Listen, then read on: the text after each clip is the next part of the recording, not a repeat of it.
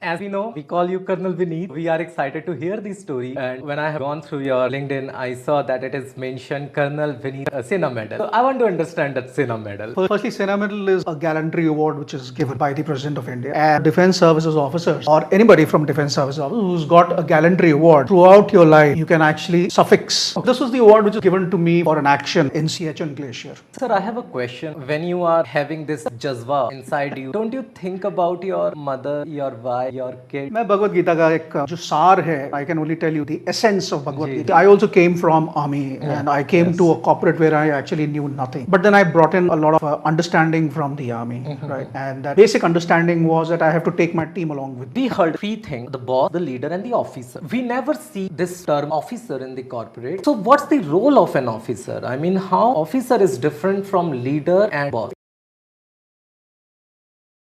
Hey, hi everyone, this is Hemant, and today I'm so excited to welcome one of our best guests ever on our podcast. And I'm also happy to share that this is the very first recording of season 2 of Campus HR podcast station. Welcome to the show, Vineet sir. How are you? Thank you very much, Hemant, and thanks for inviting me on this show. It's our pleasure, sir. So we are excited as much as our LinkedIn, YouTube audience is excited to hear your bravery stories and your success story of corporate. Thank you very much. Thanks a lot for inviting me. So I believe a lot of takeaways from today's episode, considering sir is coming from the defense background and now serving corporate, two major industries and domains of which are ever existing and profitable, and at the same time helping everyone. So I have a lot of questions, sir. So you're welcome. You called me here, so might as well. So I'm more excited. So first of all, as we know, we call you Colonel Vineet. So we are excited to hear the story. And when I have gone through your LinkedIn, I saw that it is mentioned Colonel Vineet Sena Medal.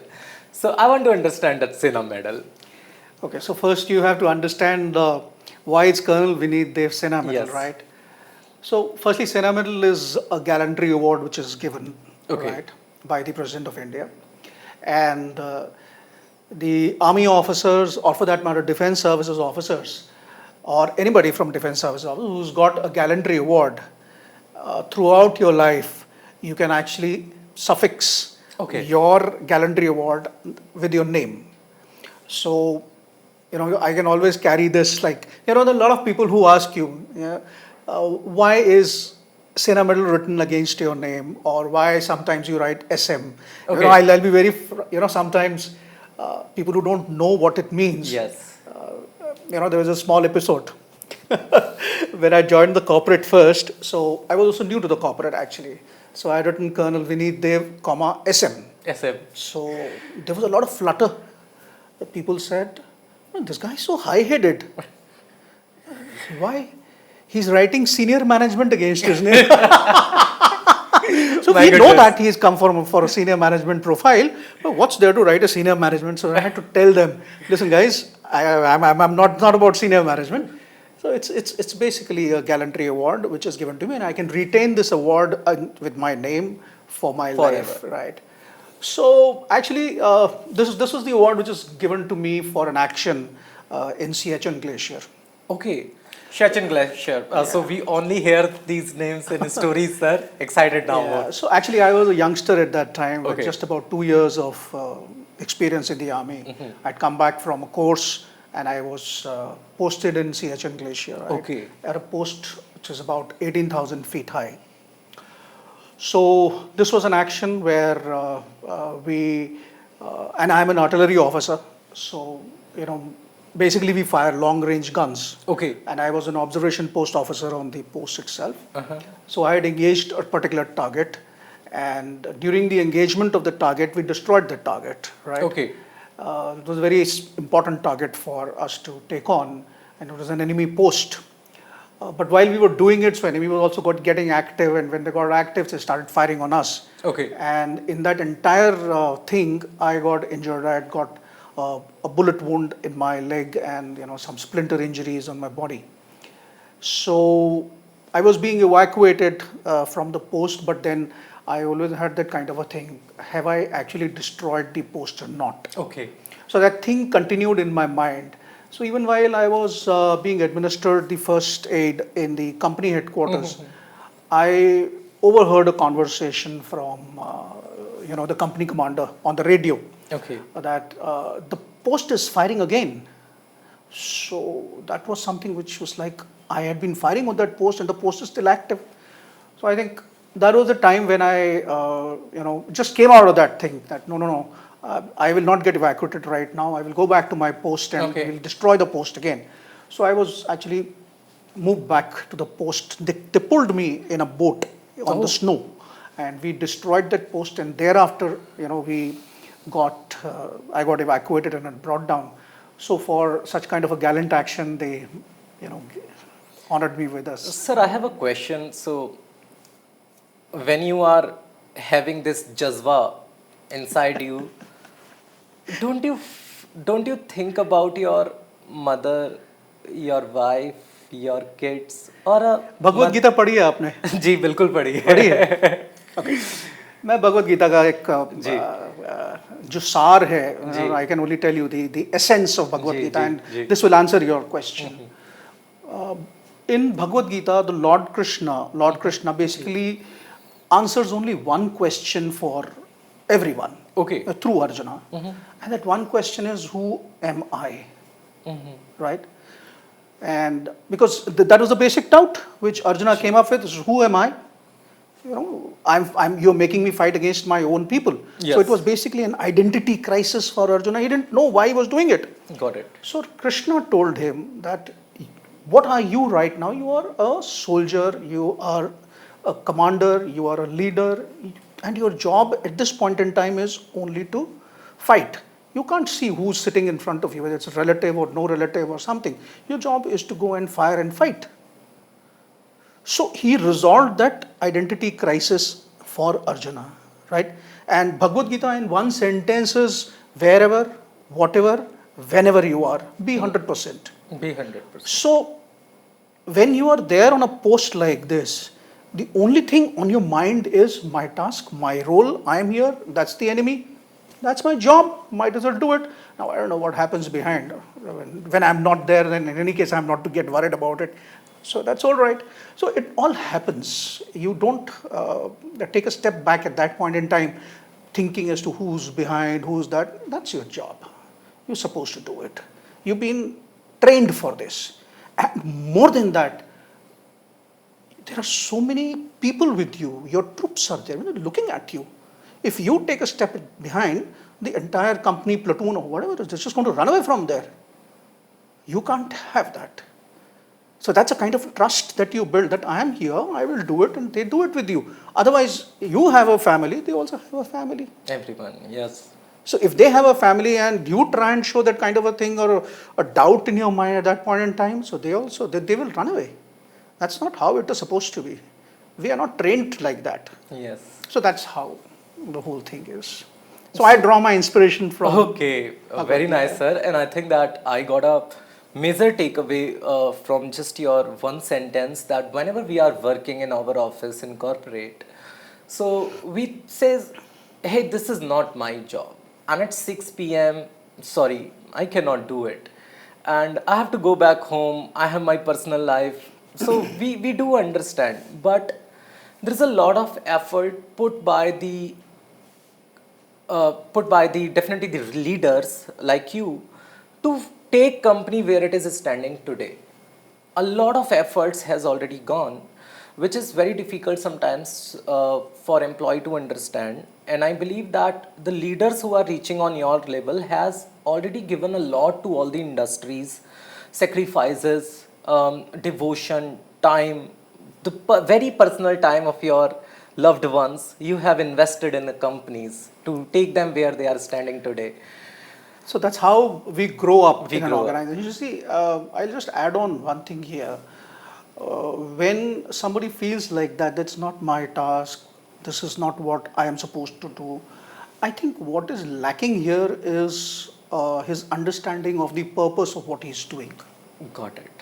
If a particular person, whatever his task is clear about the purpose, then he will not say it is not my task. I got You it. see, this is the problem most of us actually face in the corporates today. Yes. We are all task oriented, Got it. right? Even in the, I've had a lot of discussion on this, so I might sound completely different from rest of the people. People always talk about KPIs, key indicators or whatever they called. Those are your tasks. So you are task bound.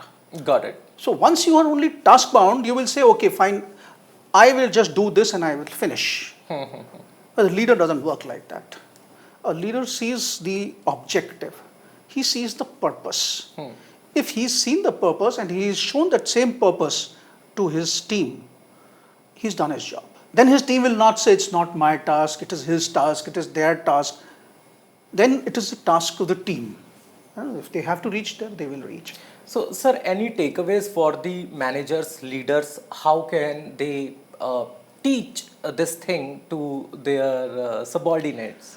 So it's a relationship building actually. Okay. You have to have, you see, I also came from army and I came to a corporate where I actually knew nothing, right? But then I brought in a lot of understanding from the army, right? And that basic understanding was that I have to take my team along with me. So whenever there is a task or anything for that matter, anything new that we have to do, come up with that, we sit down together, we brainstorm. I show them that, okay, this is the value, this is the organizational objective. I mean, I can't change that. You and me are working basically for an organizational objective. So we have to get aligned to that, number one. So this is non-negotiable. Okay. Right? So once you're aligned to the organizational objective, the only thing which needs to be discussed then is how to achieve that. Okay. Now, that is a point of discussion and open up the discussion there. Let anybody and everybody say whatever they want to say, how they want to do it. It's up to them. The only thing that as a leader, what you have to show is just keep directing them so that they don't get diverted from the organizational objective. So as a leader, I think you need to stay focused on the organizational objective. If you have one, your team will automatically stay focused on that. So that is what I have been doing with my teams now the last 13 years that I've been in the corporate. I don't tell them what they need to do, how they need to do. I don't tell them that. I just show them the overall thing and I tell them one thing. This is your strength, this is your strength, this is your strength, this is how I have understood. You can add value to it. So please add your value. And that's how people work on that. Sir, don't you think that it's a mission on which you are actually a big vision that you were facing in defense? Because in corporate, even in, you said you were having a team behind, you have to take care of them. But I think that corporate is completely nowadays running on emotionless psychology where we are very cold and specifically the human resources where human is the first word but it is getting replaced day by day. Most of the tasks are getting automated. So don't you think that many emotions are nowadays hidden behind the dashboards and Excel sheets? Hey, Hemant, you are touching a very sensitive topic today. Okay. Why I'm saying is this because there are two different schools of thought. Okay. When I joined the corporate, so though the organization which I joined is basically a enterprise content management company, and they automate processes for everyone, including BFSI sector and everybody. So means automation is there in the blood, it's in the DNA, and we are a product company. So it's in the DNA of that company, the automation part. But then I think I've been very lucky because my boss, when I joined, right, the corporate, he only told me one thing. He says, a lot of people will come to you for automation. Automate what? Automate only the processes. Automate your systems. Right? Let them throw the data to you. Let them throw the dashboards to you. Let them throw those lovely looking graphs to you. Right? But keep them as an aid to take decision. Do not let the automated system take a decision for you. Very Now, nice. this is something which is very important. Now, when the AI, my company was dealing with AI. Okay. So, AI is important, AI is good, AI is technology coming Yes. in, and you cannot do away with that, right? So, when AI is here, I have to use the AI in a very intelligent manner. If I sit here comfortably and I say, okay, I delegate the responsibility of taking the decision to AI, which means that I say, okay, which is the best that you feel is the one. On ChatGPT, you write, he gives you Correct. 5 options. In your opinion, which is the best decision? Now, this is you are delegating the responsibility. And a lot of people do it. Correct. So, the moment you do that kind of a thing, then you have ceased to be a leader because you have stopped taking the ownership of your own decision. Your decision is not this is not your decision. This is the decision of that AI computer algorithm or whatever you may call. So use the output from the automated system as a guide, as a matrix to support your decision. You are taking an informed decision. So decision making has to be with you. Now, coming to the second part of your question about the human part, what will help me take the decision? Data is one thing which has come to me. Yes. Data will not lie. Data will come to Correct. me. So that's an aid which I have. But there is a human being sitting with me. How is that particular data, or for that matter, the decision that I'm going to take out of that data, going to affect that human being? Right? Now, this is the task of the leader. Correct. You cannot minus the human being from here in HR. Unfortunately, this is what is happening today in the industry. Yes. Where people concentrate only on matrix, people concentrate only on data, dashboards present to the management, right? And based on the data, the management also takes a decision, Correct. right? But then we forget as to the decisions which we take, what kind of impact it's going to have on our people, right? That gets lost. And the moment it gets lost, that human element which you're talking about automatically then everything gets lost. Then you're not empathetic, Correct. then you're not listening, then you're not even, encouraging people to come. You have only told them that your target is, 10% last year. Now you have to give a 5% improvement on the last year. Now how he does, what happens to him, what about his family, what about his mind, and the kind of stress level, you don't even consider that because you have enforced an improvement of another 10% on him based on the data. So data is good. Keep it as a support system, right? Don't let it ride into your mind. Correct. And that is how your human touch can remain. Otherwise, you will completely lose the value of a human in a human resource or HR. That's how it is. And I think that this is a very important message for all the human resource professionals, also coming from 15 years of core human resource background, that do not let word human get eradicated from the entire phrase of human resources. Else one day, instead of HR, we will be calling AIR, Artificial Intelligence Resource Management Group. Absolutely. So it is in our hand that we should not let metrics, as sir suggested, take decisions on behalf of humans. And that, I believe, a very major takeaway of this wonderful episode as well. अब defence में sir सबसे बड़ी चीज़ क्या है कि हम लोग बहुत दूर का सोच के, आप लोग बहुत दूर की प्लानिंग करके एक एक स्टेप लेते हो. कॉर्पोरेट में इतनी समझ कहाँ. आपके पास टाइम भी नहीं है, ना टाइम, आपके पास कंटिन्यूटी नहीं है, और सबसे इम्पोर्टेंट चीज़ है आप आज करते हो कल रिजल्ट चाहिए. कल रिजल्ट चाहिए, वो नहीं होता. ठीक है. मतलब एक जो फोकस है, हम आज का डिसीजन लगभग 5 साल बाद के लिए भी ले सकते हैं, राइट. कॉर्पोरेट में हमारे बॉस को ही नहीं पता है वो आज यहाँ है कल नहीं है, राइट. नहीं, आप डिसीजन ले सकते हो, वो सब बातें ठीक है, आप स्ट्रेटेजिकली प्लान भी कर सकते हो, वो भी ठीक है. लेकिन मैंने जो एक और चीज़ वहाँ देखी है, वो ये देखिए कि आप स्ट्रेटेजिकली अपने गोल्स प्लान करते हो, आप उसको कैलिब्रेट करने के लिए क्या करते हो? कुछ नहीं आप करते हो, आप क्या करते हो, आप गोल पोस्ट को शिफ्ट कर देते हो. हाँ, that is the main thing. So sir, पहले तो कॉन्वर्सेशन हमारा बहुत इंटरेस्टिंग होता जा रहा है, और coming from the same background which you are serving now, human resources talent acquisition, where these departments are having actually a lot of responsibility of human, to improve the economy of the country, to improve the overall growth of a company. I think a lot of pressure on the shoulders of human resource managers and talent acquisition team. But I want to understand one thing.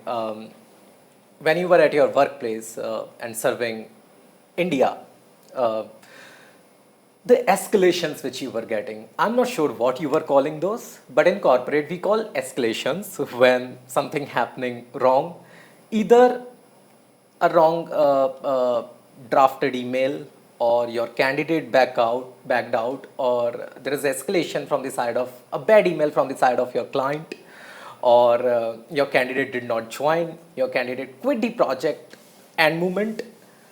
Nobody is responsible. HR is responsible. Okay. If you are in traffic, talent acquisition person is responsible. If candidate backed out, you are responsible. And somehow, yes, we do understand, because this is a work of responsibility which has been given to you. So someone can ask you. And every person being in talent acquisition or in other areas of HR get somehow afraid, or sometimes get fearful against these escalation, or some managing it in a very smart way.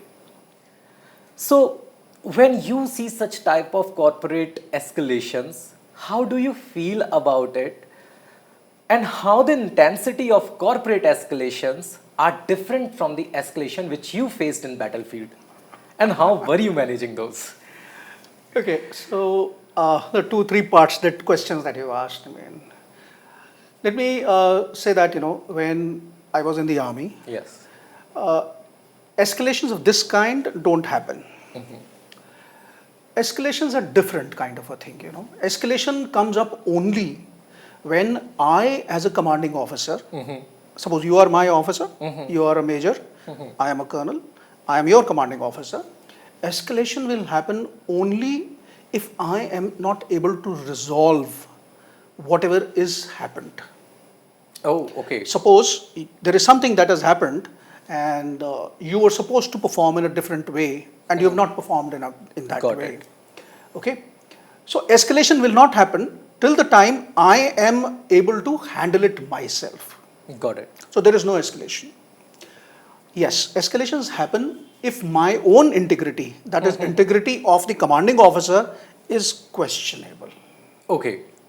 So it's a different kind of a ball game altogether. Okay, so I don't see a parallel between them. Okay. Okay, now let's come to the second part of your question about escalations. Firstly, why are we so scared of the escalations? What for? We are scared of the escalations because the expectations from somebody are such that you have to perform Correct. to come up to that expectation. All right? And why and what is that expectation? That expectation is, again, you have to close 30 hirings in this week. Quarter or month. Got it. Yes. So when you say I have to do 30 hirings or I have to close 30 hirings, to issue 30 offer letters in this week itself. So 30 into 4, these many CVs, or these many candidates, into 4, these many CVs, into 4, these many sourcing. So you see the kind of multiplication of effort that you need to put in. So you definitely automatically come into that kind of pressure. Got it. Okay. So I see that as not the failure of that recruiter or the HR chap. I see that as a failure of the leader itself. Correct. If I am able to give you that task, I must firstly give you as per your capability. Capability. Yes. Your potential.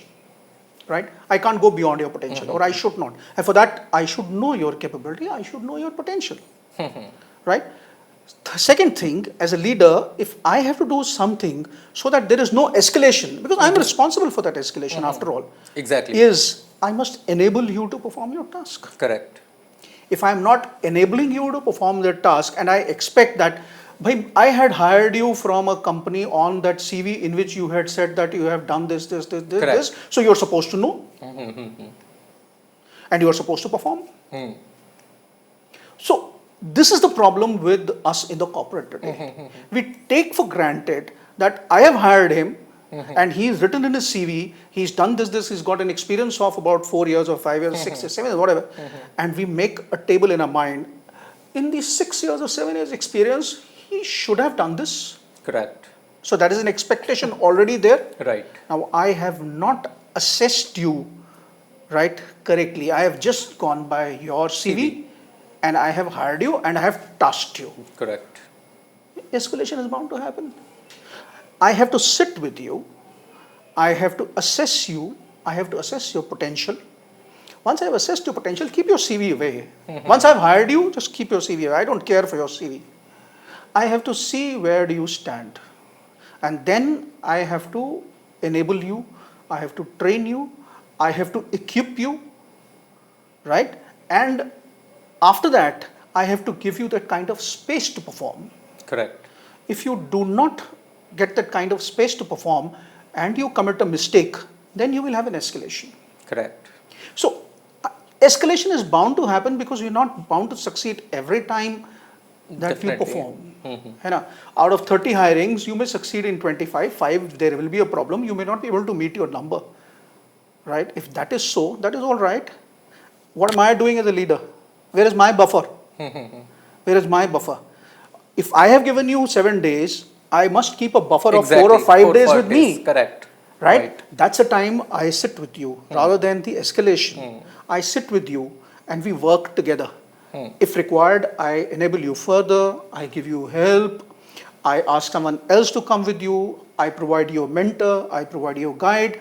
And then I also notice and note as to what happened. जिसको corporate में, RCA type कुछ बोलते हैं. No, I mean, you carry out your RCA. That's not a confrontation. You carry out your RCA, and once you've done your RCA, then you act upon it. And then for future, what you do is you train that person. Okay, fine, this thing happened. Just note down this. Let's work on this. So working on this is also, my responsibility with you. So if I have done all this, slowly your escalations will go. But what happens in the corporate today? The moment there is an escalation, I shout at you. Correct. Because I know I have failed in, training you. I have failed in enabling you. Correct. I have failed in assessing your ability. I have given you a task beyond your ability. Okay? And you're bound to fail. So I haven't done my task. Exactly. Okay?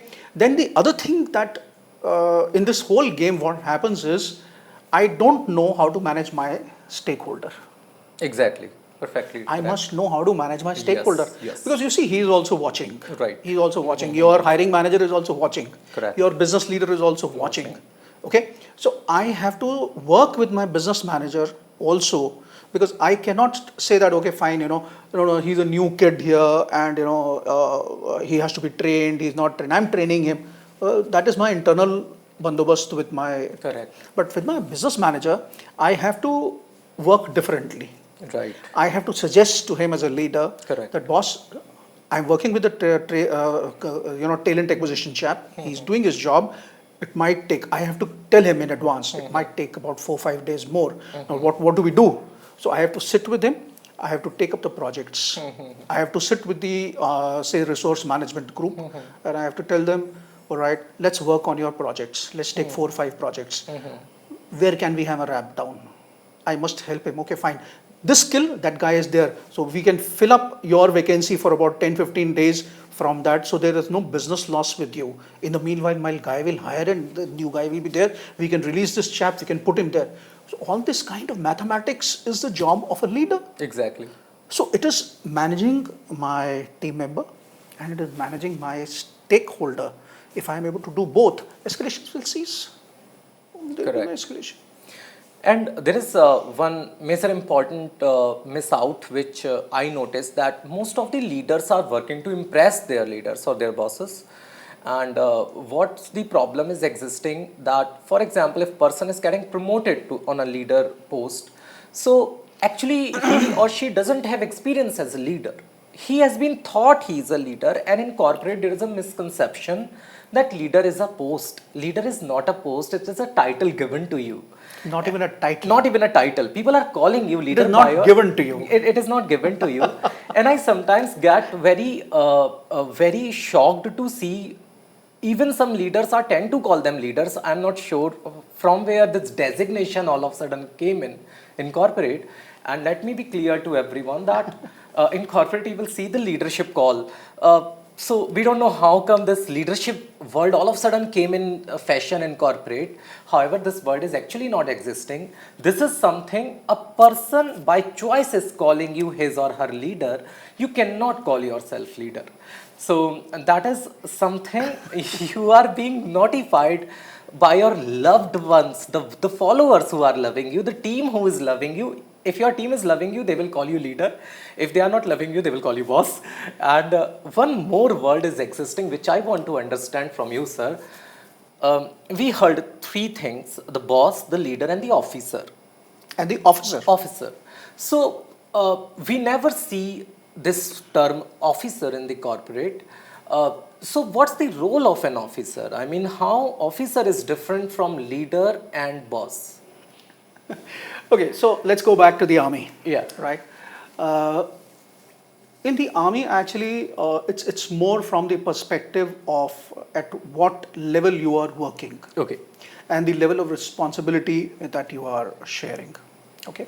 So at the level of an officer, you are supposed to lead people. Mm-hmm. Not that at the lower level you're not supposed to be leading. Mm-hmm. You are actually in the army, for that matter, or Air Force, Navy, wherever, at all levels you have leaders. Mm-hmm. They are leading something. Mm-hmm. For example, at a level of a platoon, you have a platoon commander. So he is leading that platoon. Okay, there's a company commander. So he is leading that company. A battalion commander lead that battalion. Okay, mm-hmm. So at all levels you have different levels of leaders, but the officer is the one who wears ranks. Okay. Right, and the ranks are like in the army is like lieutenant, captain, major, mm-hmm. And you know what, there is something which is called, there's a book called An Officer and a Gentleman. Okay. Very interesting thing. So you are supposed to have, as an officer, you have to have those traits of being a gentleman. Mm-hmm.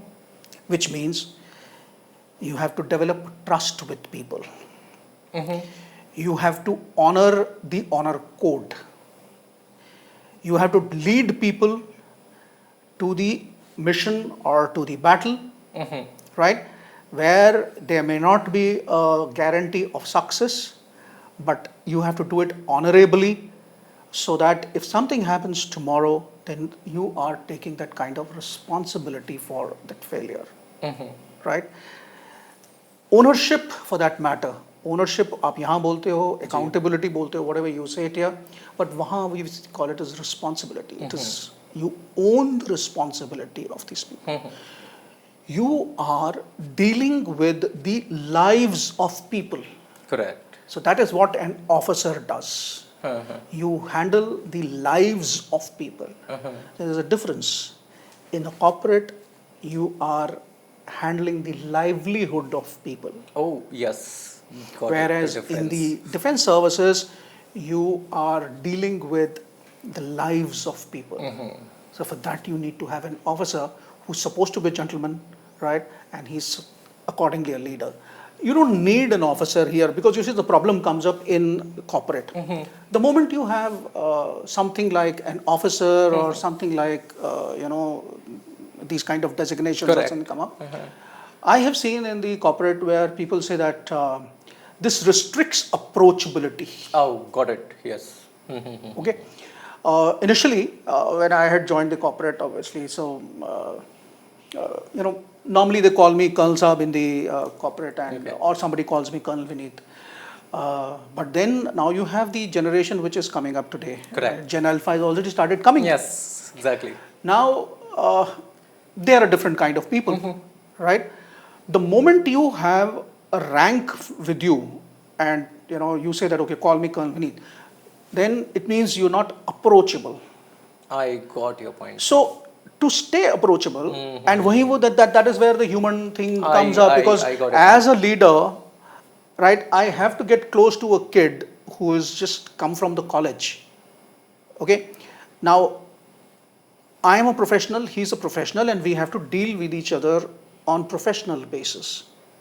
So all these kind of things like officer or anything, they cannot come in between us. Right? I got And your point. another thing which is very important, which I want to bring out here is, I may be having experience of 40 years of work today. Now this guy comes to me, right?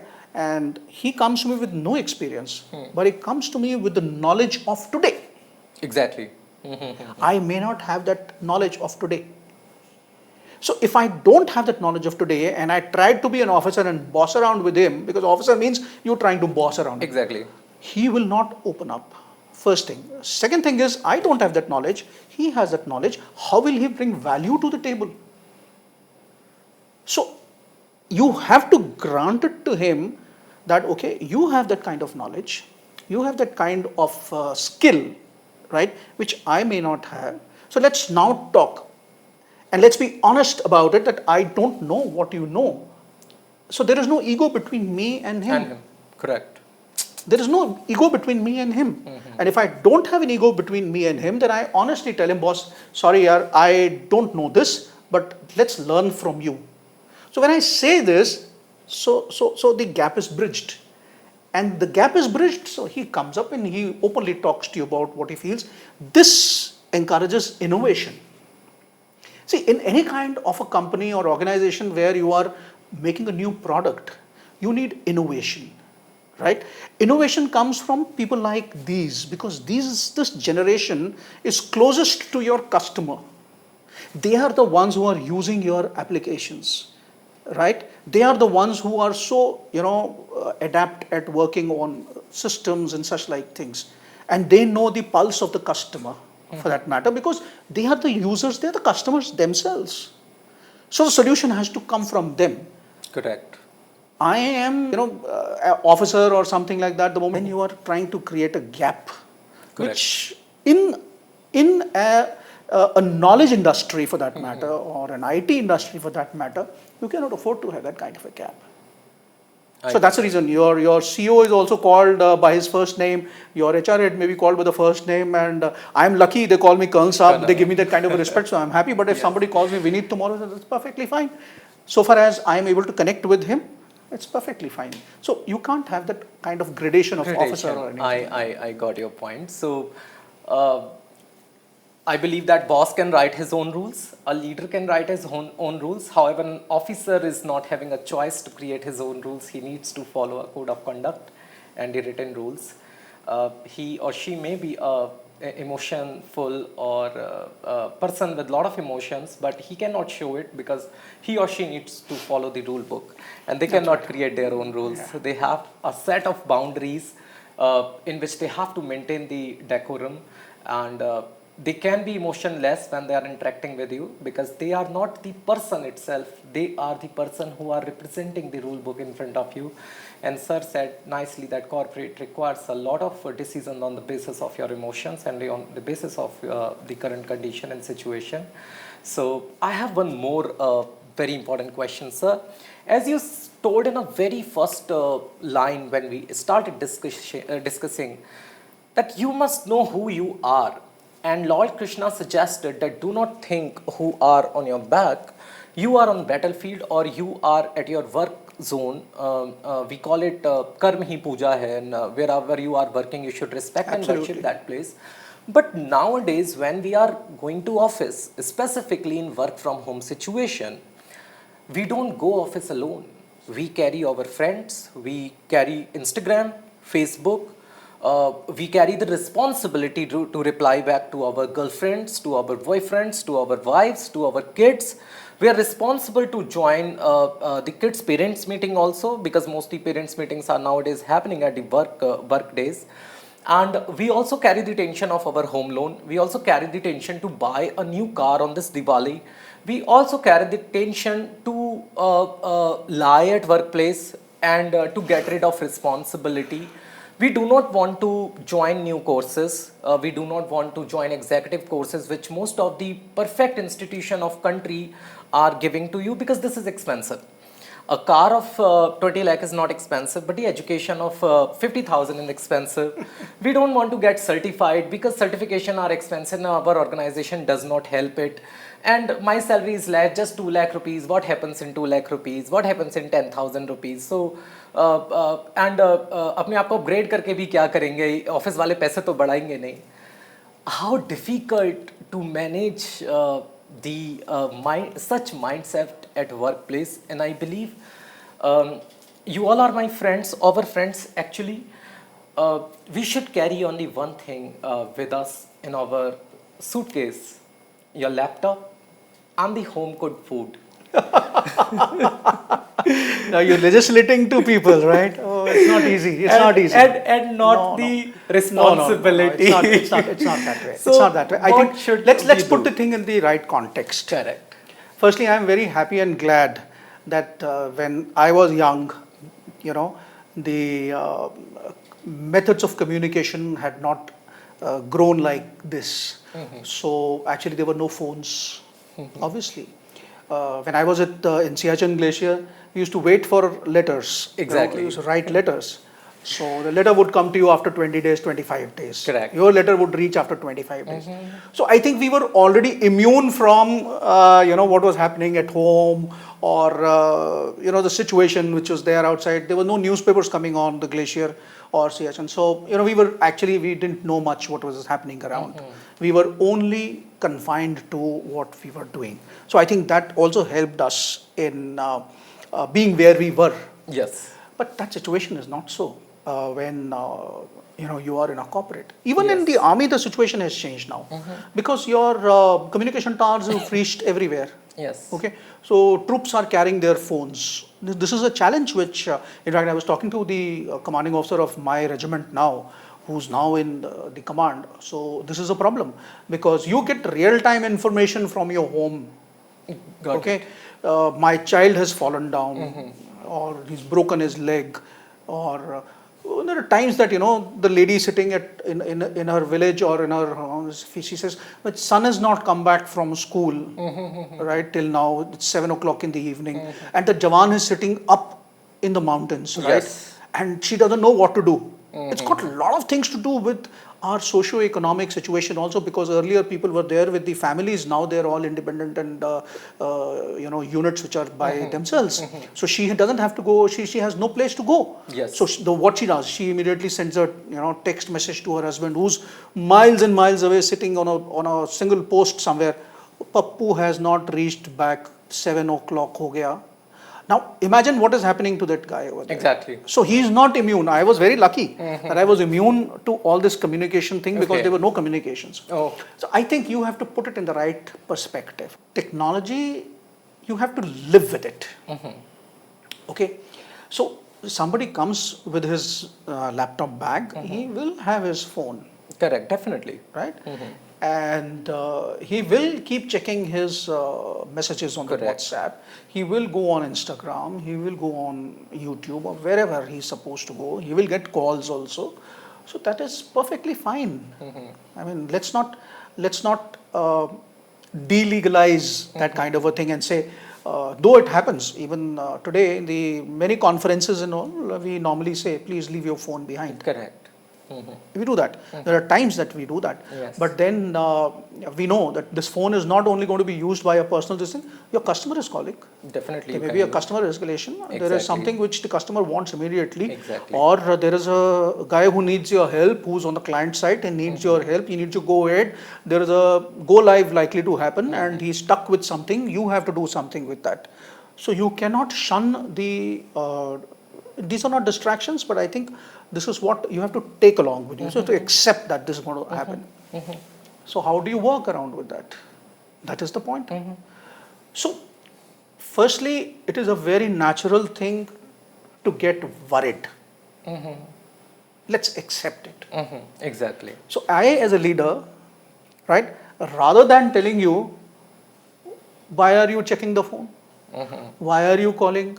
Why is your wife calling you? You are spending your time on phone also. I mean, if there is something of this kind happening, then I have to go and sit with that guy. Correct. I have to ask him, boss, all good? All good? Exactly. No, my wife is calling me because my son has not reached home and stuff.